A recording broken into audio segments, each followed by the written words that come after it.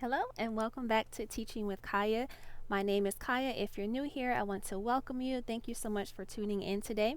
And on this channel, I help the non-teacher start their journey to becoming an online ESL teacher.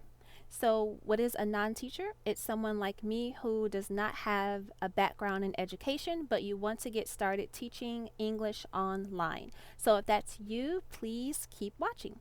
Okay, so in today's video, I am going to give you my top 5 tips for new online ESL teachers. Okay, so let's go right into it. Tip number 1. Again, this is top 5 tips for you if you are a new online ESL teacher. Okay, number 1. You want to decide when you will teach.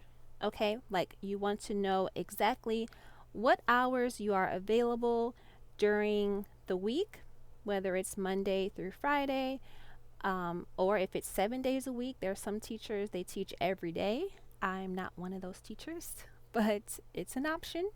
It's very flexible. The first thing you want to do is know when you're available to teach, and you'll see why in a minute, okay? Tip number 2, you want to decide what type of classes you want to teach as an online ESL teacher. So what I mean by this is there's a few options, and it depends on the platform that you're teaching on. So you can teach one-on-one, meaning it's you and one student. You can teach one-on-two, it's you and 2 students. Or you can teach 1-on-4, so you and up to 4 students. Now, they are very different. I mainly do one-on-one, but I've also done 1-on-4. And it's very different in my opinion. There are some people who say it's easier to teach 4 than 1 or more enjoyable. I don't know about that, but you want to know what kind of classes you want to teach. So if you're just starting out, you might be more comfortable starting off with one-on-one. If you are someone who already has experience as a brick and mortar teacher, you might find that you're more comfortable with teaching 1-on-4. But how do you know for sure? You won't know until you actually start teaching, so you can see what your comfort zone is, okay? So the first thing you want to decide what hours you're available to teach, what kind of classes, and tip number 3, okay? You want to find a company or companies that meet the criteria. So as I was just saying about know what kind of classes you want to teach, that is going to depend on the platform. I'll just throw out some examples here. In case you watch my channel, then you know I talk a lot about education first. That is a one-on-one platform. I talk a lot about Cambly. Cambly is also one-on-one.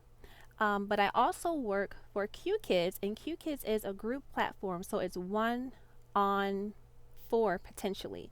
You don't have to have 4 students in every class. Sometimes you do, sometimes you don't, but you can have up to 4.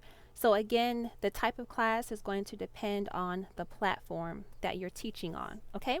So tip number 4, okay? So once you've decided when you're available to teach, you've decided what type of classes you want to teach, you have even found a few companies that meet the criteria, okay? So number 4, what do you want to do? Once you've applied and you have received your contract, the first thing you want to do is open slots. You're ready, right? At this point, you've done all the legwork. You have gotten your contract, and so now you should be ready. You want to open slots. Now, it's going to depend on the company. Once you get your contract, some companies, they require you to go through training, and that length of training is totally dependent upon the company and their policies. So of course, if that's the requirement, you sign your contract, you do training, then you open slots. But not every company is like that. A lot of companies, if you have interviewed and you have your contract, boom, you can teach. And if that's the case, you want to open slots. Why? Because you signed up for this. You've already made it. You want to get started as soon as possible. And why?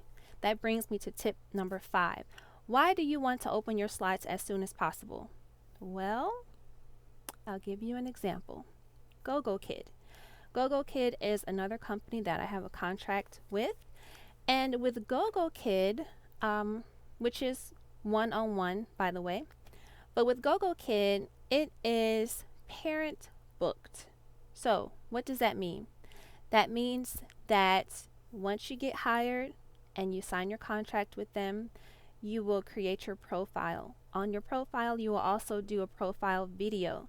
And this video is what the parents will see when they are scrolling through the many teachers. And this is how they decide on whether or not they want you to teach their child. If you are working with a platform that is parent-based, it can take some time to consistently get classes.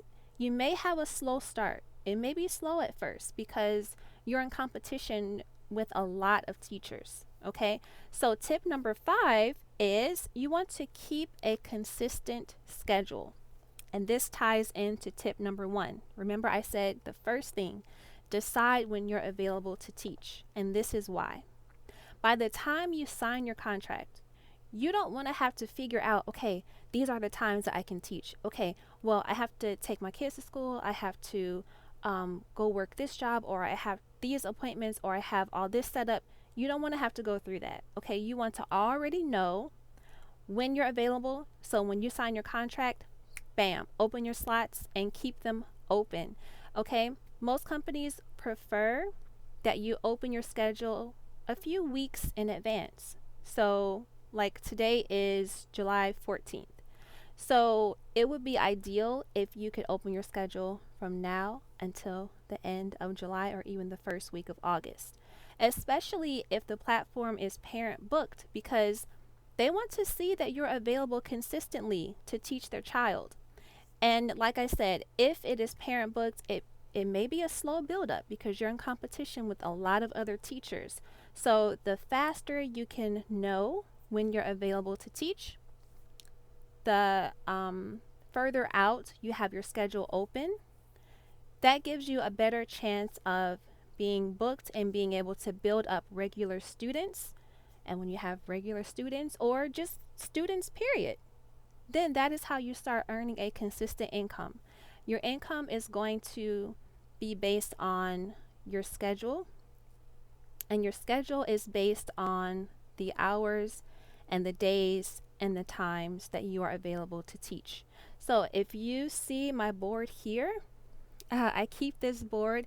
I keep a tally of my class. This is totally off topic, but anyway, it's visible. So let's go here. I keep a tally of my classes, and you can see my schedule. This is what I was going to point out. I have the time that I am working for the week, and it's pretty consistent. Although I have tweaked my schedule just a little bit for summer. So if you would like to know how and why I did that, then leave a comment down below and I'll be happy to bring another video explaining that, because it's quite interesting. So if you're interested, let me know. So again, just to recap really quickly, the 5 tips for new online ESL teachers. Number 1, decide when you will teach. Number 2, decide what type of classes. Number 3, you want to find a company that meets the criteria. Number 4, once you've applied, you've signed your contract, you want to open slots. And tip number 5 is keep a consistent schedule. As always, if you want to reach out to me to get help with applying to any of the companies I mentioned in this video, then check the description box. I have all of my links available, as well as my email, which is teachingwithkaya@gmail.com. If you are looking to get into teaching ESL online and you do not have a teaching certificate like a TEFL or a TESOL, I have my link in the description box. You can just click that, and that will take you to the course that I was certified with, and it has been accepted by every company that I teach with. So I highly, highly recommend them. So if you found this helpful, please be sure to like the video and subscribe to the channel. If you're not already, thank you so much for watching, and I'll see you in the next video. Bye.